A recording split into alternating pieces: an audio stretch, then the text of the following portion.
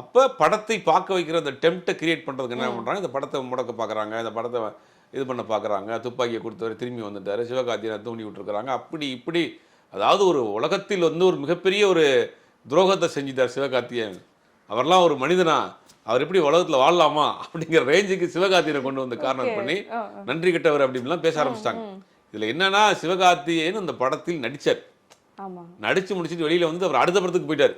அந்த படத்தை எப்போ ரிலீஸ் பண்ணணும், யாரை வச்சு எந்த தேட்டர் ரிலீஸ் பண்ணணும், ப்ரொடக்ஷன் கம்பெனி முடிவு பண்ணணும். ரெண்டாவது தொடர்ந்து எல்லாருமே பேசுறாங்க சிவகார்த்திகேயன் நன்றி கிட்டவருங்க, தனுஷால் அறிமுகப்படுத்துறார், ஓகே.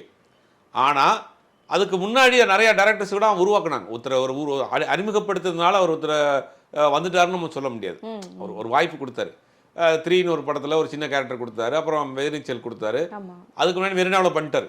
இப்படி வரிசையாக வந்துட்டாருன்னா கூட பல பேருடைய ஒரு முயற்சிகள்லாம் வந்திருக்காரு. யார் எத்தனையோ ஹீரோடைய ப்ரொடியூசருடைய பையன், எத்தனையோ டேரக்டர்ஸோடைய பையனை கொண்டு வந்து உருவாக்கணும்னு நினச்சாங்க, முடியல.